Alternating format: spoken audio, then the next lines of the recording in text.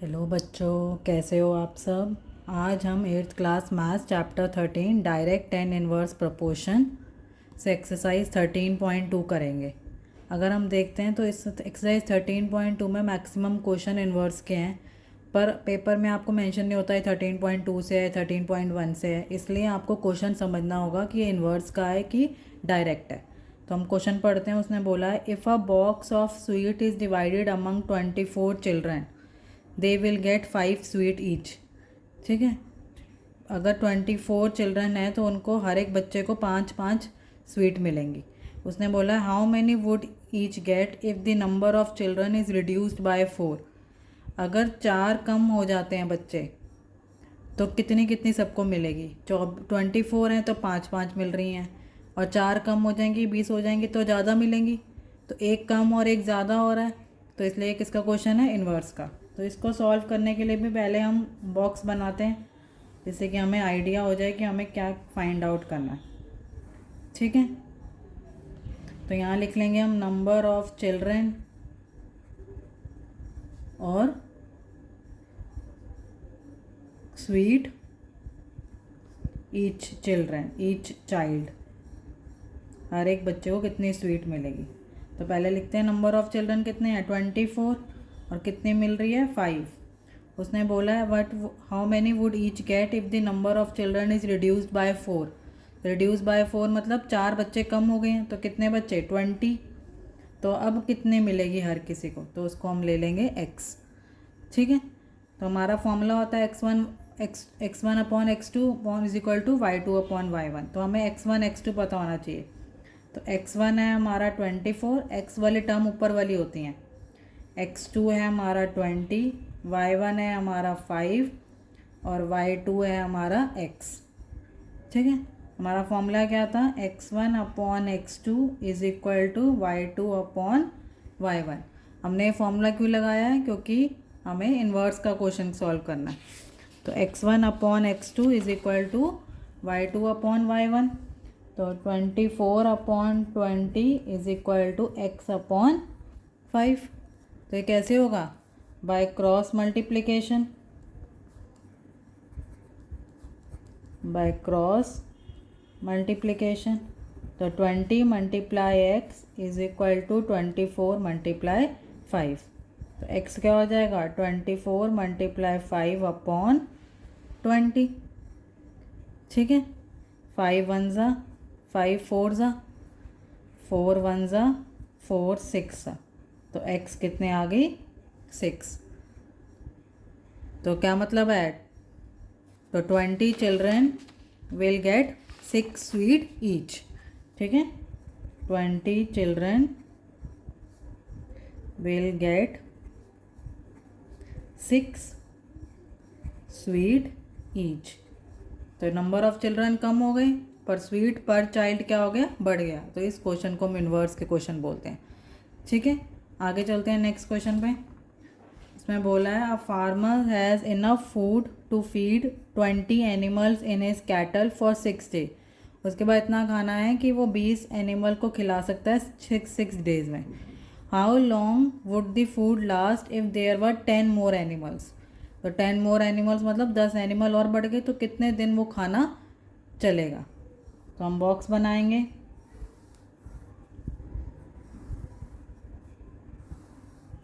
यहाँ लिखेंगे number of animals और food number of days. Days किसके लिए, फूड के।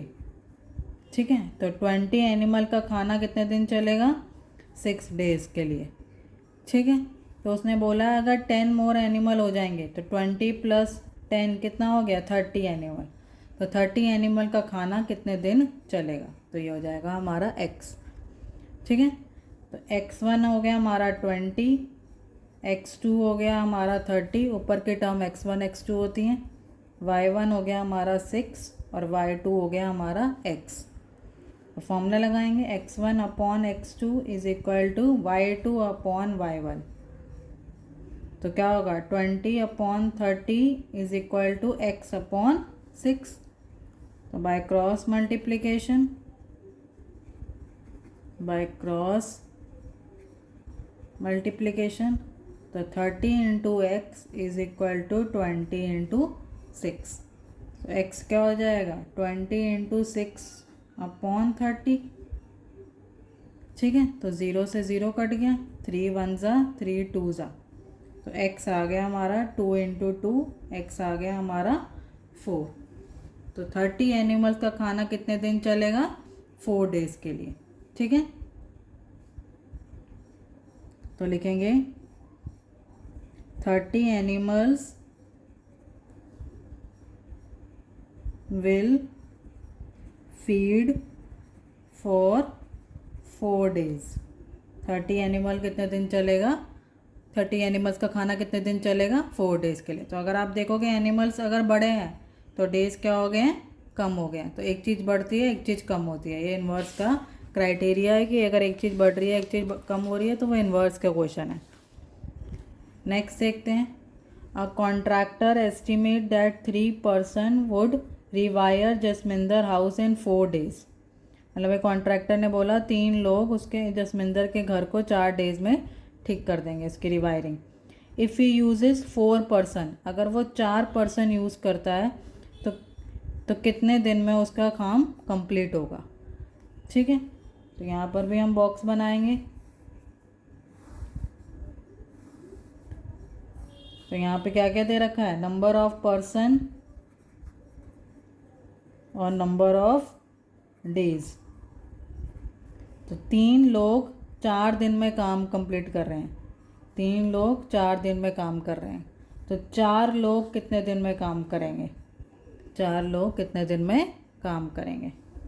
तो x1 हो गया 3, x2 हो गया 4, y1 हो गया 4 और y2 हो गया x। तो x1 upon x2 is equal to y2 upon y1। तो 3 upon 4 is equal to x upon 4।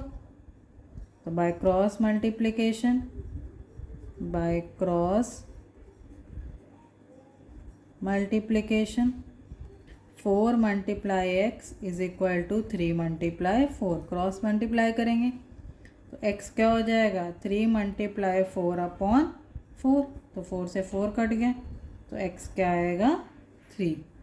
तो 4 person complete the job in 3 days.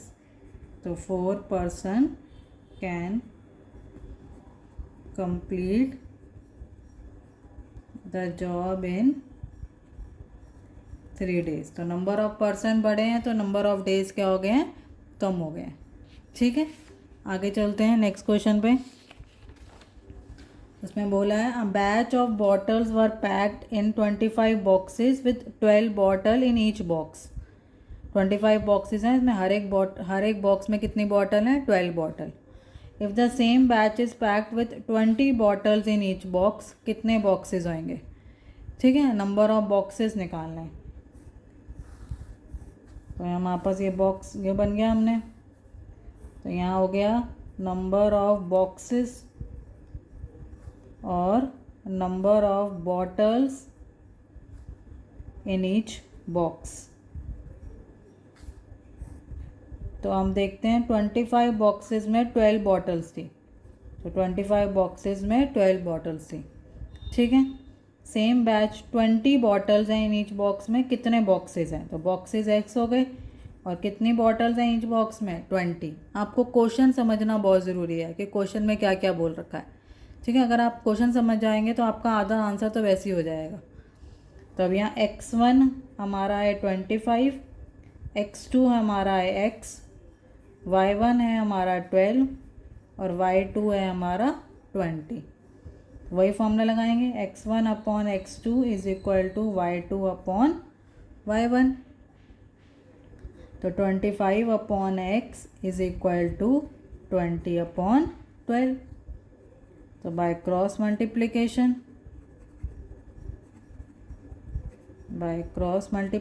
Cross multiply करेंगे तो 20 multiply x is equal to 25 multiply 12। तो x क्या हो जाएगा 25 multiply 12 upon 20। इसको पहले 5 के टेबल से काट देते हैं, 5 5 ज़ा 5 4 ज़ा 4 1 ज़ा 4 3 ज़ा, तो x कितना आ गया 5 मल्टीप्लाई 3 15, x कितना आ गया 15। ठीक है, तो मतलब कितने बॉक्सेस होंगे 15 बॉक्सेस होंगे जिसमें 20 बॉटल्स डली हैं। तो नंबर ऑफ बॉटल्स बड़ी हैं तो नंबर ऑफ बॉक्सेस क्या हो जाएंगे, कम हो जाएंगे। ठीक है, 15 बॉक्सेस हैव 20 बॉटल्स ईच, ये हमें निकालना था। ठीक है, 15 बॉक्सेस हैव 20 बॉटल्स ईच। तो इस तरीके से करेंगे। आगे चलते हैं नेक्स्ट क्वेश्चन पे। इसमें बोला है a car takes 2 hours to reach a destination by travelling at a speed of 60 kilometre per hour. ठीक है, कार है वो 60 किलोमीटर पर आवर की स्पीड से चल रही है, उसको 2 घंटे लगे अपनी जगह पे पहुंचने के। How long will it take if car travel at the speed of 80 kilometre per our.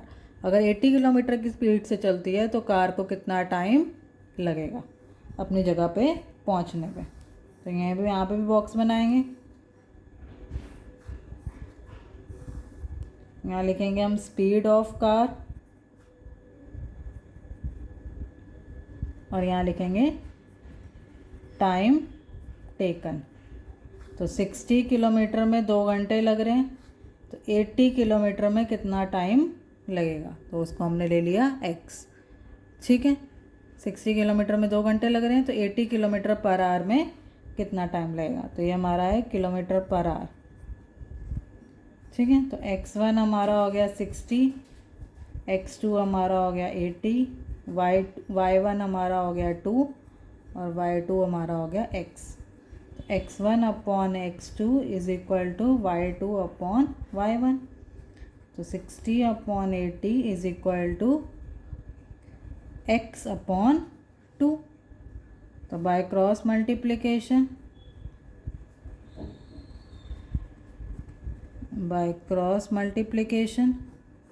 तो क्या हो जाएगा 80 multiply x is equal to 60 multiply 2। तो x is equal to 60 multiply 2 upon 80। ठीक है, तो क्या करेंगे, अब 0 से 0 कट गया, इसको किसके टेबल से काटें, 2 के टेबल से काट लें। ये 3 ज़ा और ये 4 ज़ा और ये 2 ज़ा 1 ज़ा और 2, तो x हमारा आ गया 3 अपॉन 2। तो इसको हम लिख सकते हैं 1 अपॉन 2। तो कितना टाइम लगा, 1.5 घंटा। कितना टाइम लगा, 1.5 घंटा। तो 1 अपॉन 2। ठीक है, तो अगर कार 80 किलोमीटर पर आवर से लगेगी तो कितना टाइम लगेगा, 1.5 hours। तो if car travels 80 kilometre per hour it takes 1.5 hour। कितना टाइम लगा, आगे देखते हैं। इसमें बोला है 2 person could fit new windows in a house in 3 days। मतलब 2 लोग विंडो फिट कर रहे हैं 3 days में। ठीक है, इसमें फर्स्ट पार्ट है 1 of the person fell ill, मतलब एक बंदा बीमार हो गया, तो अब काम कितने दिन तक चलेगा।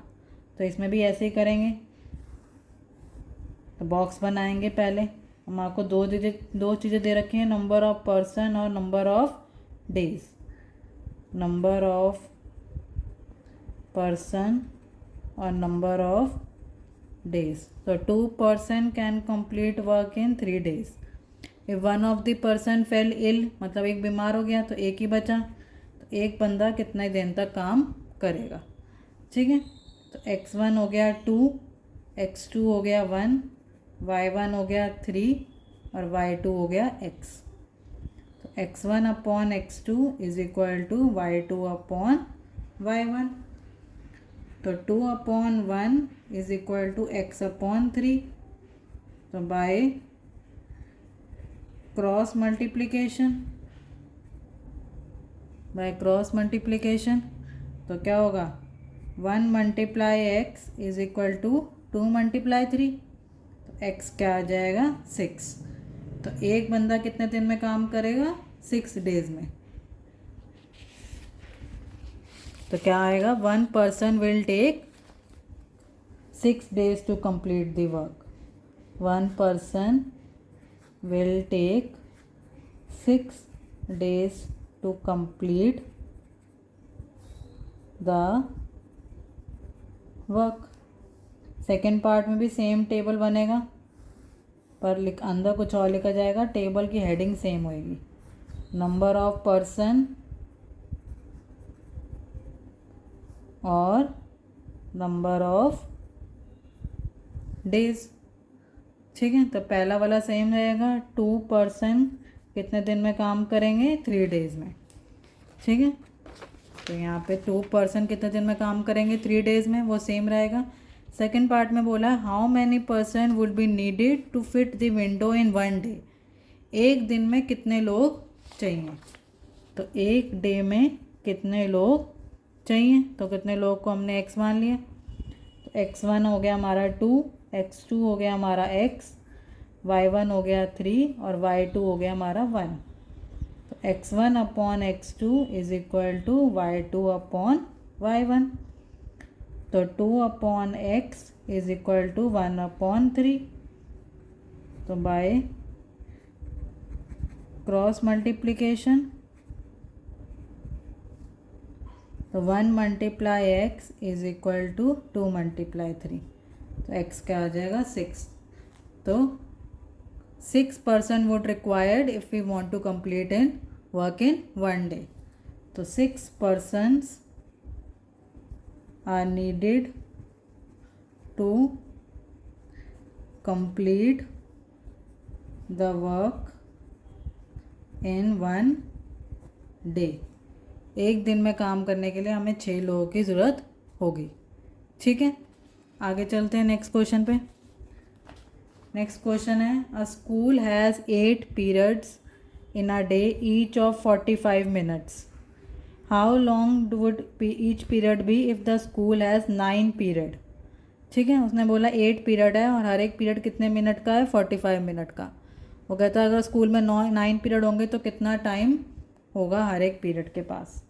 ठीक है, तो यहाँ पर भी बॉक्स बनाएंगे। तो यहाँ लिख लेते हैं नंबर ऑफ पीरियड्स। ठीक है, और टाइम फॉर ईच पीरियड। तो 8 पीरियड हैं 45 मिनट्स के, तो 9 पीरियड्स होंगे कितने मिनट्स के, तो उसको हम ले लेंगे x। ठीक है, तो x1 हो गया 8, x2 हो गया 9, y1 हो गया 45, y2 हो गया x। तो x1 upon x2 is equal to y2 upon y1। तो 8 upon 9 is equal to x upon 45। तो by cross multiplication, 9 multiply x is equal to 8 multiply 45। तो x is equal to 8 multiply 45 upon 9। 9 1 ज़ा 9 5 ज़ा, तो x आ गया हमारा 8 into 5, x क्या आ गया 40 मिनट। ठीक है, तो कितना होगा, 9 period each of duration of 40 minutes. ठीक है, तो 9 periods each of duration of 40 minutes. Number of period बढ़ गए तो टाइम क्या हो जाएगा, कम हो जाएगा। ठीक है, आई होप आपको समझ में आया होगा। अगर आपको और ऐसी वीडियोस चाहिए तो please subscribe to my channel. Thank you so much for watching.